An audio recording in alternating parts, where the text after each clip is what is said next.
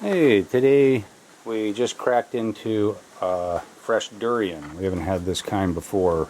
We've known about this tree for a while, but this is the first time we've scored some fruit off of this one. If you don't know durian, these are incredibly firm spikes. They hurt your hand, and God forbid you got hit by one. It would mess you up. And they're enormous. And this is actually a small one. This is a fairly small, from what we've seen, durian for the group. And then when you get inside, you get this kind of like a bull testicle. And what's undescribable on film is the smell. And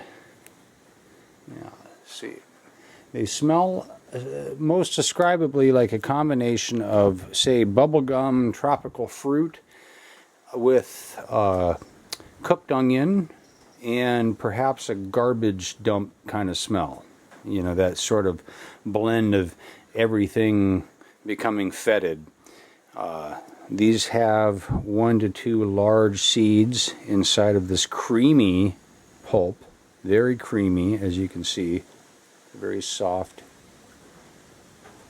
And it's a pungent fruit.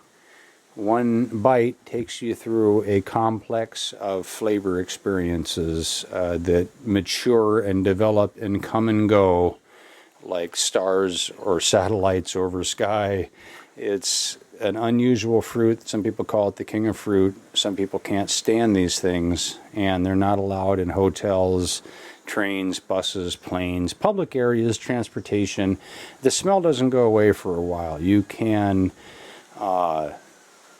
leave all the doors and windows open and you'll still smell remnants of durian in your room or car weeks later. So yeah, that's the durian.